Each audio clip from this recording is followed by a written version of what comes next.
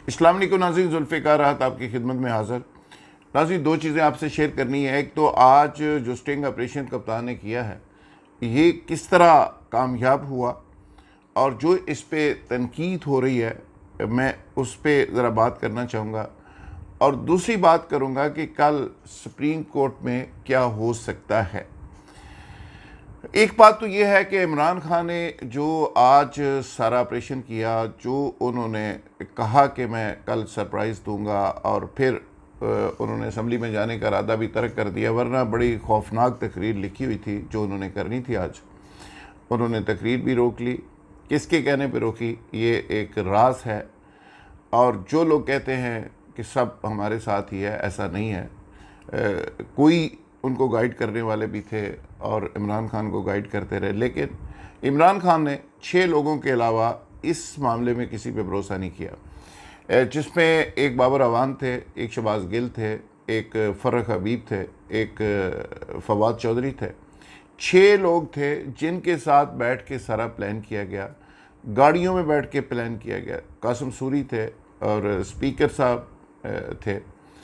ये छः या 7 लोग थे, और फिर उसमें हलफ, फिर भी हलफ लिया गया। यानी आप हैरान होंगे कि प्राइम मिनिस्टर हाउस के अंदर, कमरों के अंदर, घर के अंदर बैठकर ये प्लानिंग्स नहीं की गई। ये गाड़ियों के अंदर बैठ के ये चीज़ें तय की गई, बाहर बैठ के की गई, लॉन के अंदर चलते फिरते ये बातें फाइनल की गई। यानी इसको इतना सीक्रेट रखा गया सारे मामले को, और फिर जाकर ये ऑपरेशन कंप्लीट हुआ। इस पर कंसल्टेशन हुई, वकीलों से मुशावरत कर ली गई, लेकिन इस पर करना क्या है, वो 6-7 लोग ऑन बोर्ड थे, और उन लोगों के एतमाद और कॉन्फिडेंस के बाद और उन लोगों को पाबंद करने के बाद ये सारा ऑपरेशन किया गया, और वो कामयाब रहा। और अपोजिशन आखिरी वक्त तक इस पे बिल्कुल लाइलम रही। यही वजह थी कि असम्बली के अंदर बैठे हुए बहुत सारे लोगों के मुंह लटक गए, उनको अंदाज़ा ही नहीं था कि ये भी हो सकता है। शेरवानियाँ सिली की सिली रह गई।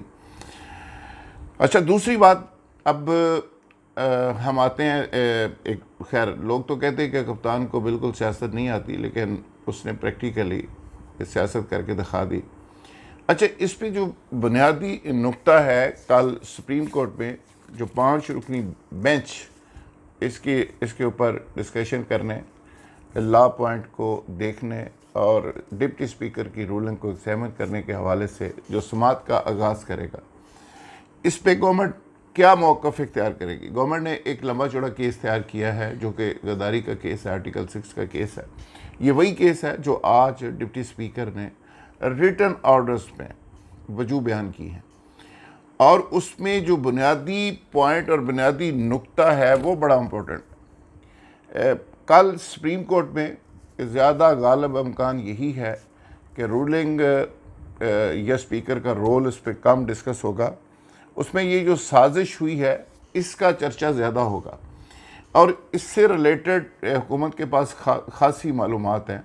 और सबसे बड़ी जो एविडेंस है और सबसे बड़ा जो तुरब का पता है वो ये है कि हुकूमत उसमें ये मौक़िफ़ इख्तियार करेगी कि जब सिक्योरिटी काउंसिल, मुल्क की सलामती का जो सबसे सुप्रीम अदारा है, जिसमें चारों चीफ्स बैठते हैं, उन्होंने इसको एंडोर्स कर दिया और इस पे ऊपर स्टैंप लगा दी कि ये वाकई साजिश हुई है और वाकई मुदाखलत हुई है और वाकई अमेरिका की तरफ से ही सब कुछ हुआ है, तो उसके बाद तो गुंजाइश ही नहीं रहती ये वेरीफाई करने की फर्दर कि डिप्टी स्पीकर इस पर मज़ीद इंक्वायरी करें, मज़ीद चेक करें। वो कौन होते हैं चेक करने वाले? जब इस लेवल का अदारा एक बात कर रहा है और वो बता रहा है और स्टैंप ऊपर लगा रहा है, और ये प्राइम मिनिस्टर ने बड़ा स्मार्टली काम किया। उन्होंने अपने ऊपर लेके, अब मज़लूम बन के, अपने आप को साजिश का टारगेट बता के, ये सारा कुछ चुप करके, वो सारा करने के बाद उसको पास रखा और उसकी बेस के ऊपर ये केस डेवलप किया। अब ये असम्बली के रिकॉर्ड का एक परमानेंट हिस्सा बन गया कि कौन गद्दार है, कौन मुल्क के ख़िलाफ़ साजिश करता है, और ये जब तक ख़त्म नहीं किया जाता ये तारीख़ का हिस्सा रहेगा, लाइब्रेरी का हिस्सा रहेगा, पार्लियामेंट के रिकॉर्ड का हिस्सा रहेगा। हमारी आने वाली नस्लें वहाँ पे पढ़ सकेंगी कि यहाँ पे एक इस नौइयत की रूलिंग भी आई थी जिसमें कुछ गद्दार लोग डिक्लेयर किए गए थे और वो अमेरिका से मिल गए थे। ये आगे पीपल्स पार्टी की गवर्नमेंट आए, नून लीग की गवर्नमेंट आए, तो उनको ये रिकॉर्ड हज़फ करना पड़ेगा, ये क्या करना पड़ेगा मुझे नहीं पता, इसका लीगल क्या हैसियत है, क्या तरीक़ाकार है। लेकिन बार आज के दिन जब मैं आपसे बात कर रहा हूँ, ये रिकॉर्ड का हिस्सा है, आपकी पार्लियामेंट का हिस्सा है, और ऊपर स्टैंप लगा दी है कप्तान ने, और फवाद चौधरी ने लीगली ऊपर स्टैंप लगा दिया, और डिप्टी स्पीकर ने। तो कल गालिब इम्कान यही है कि पार्लियामेंट के अंदर, सुप्रीम कोर्ट के अंदर ज़्यादातर डिस्कशन इसी पे होगी, और इसी को गवर्नमेंट खींचने की कोशिश करेगी, और हो सकता है इस पे कोई कमीशन बन जाए, या इस बात के ऊपर कोई चीज़ ऐसी सुप्रीम कोर्ट बना दे और उसके बाद एक नया पंडोरा बॉक्स खुल जाए। तो मेरा ख्याल है कि ये अपोजिशन के लिए भी एक लिमिटेशंस होंगी कि वो बहुत ज़्यादा सुप्रीम कोर्ट के मामले में आगे ना जाएं। अगर बहुत ज़्यादा आगे जाएंगे, ये मेरी अप्रीहेंशन है, जो वकला से मेरी बात हुई है, तो उसमें ये सारा पंडोरा बॉक्स खुल सकता है। लेकिन बहरहाल कल का दिन भी दिलचस्पी से भरपूर रहेगा इस हवाले से, और आज लोग जो लटके हुए थे, एक गहरी यकीनी की सूरत हाल थी, कुछ क्लैरिटी आई, अगले 1-2 दिनों में मज़ीद क्लैरिटी आ जाएगी, और कुछ भी हो बहरहाल कौम और मुल्क के लिए बेहतर होना चाहिए, क्योंकि ये गैर यकीनी और क्यास की जो सूरत हाल है, ये कौमों को, मुल्कों को, माशरे को बहुत ज़्यादा नुकसान पहुँचाती है। बहुत शुक्रिया, थैंक यू वेरी मच, बहुत शुक्रिया।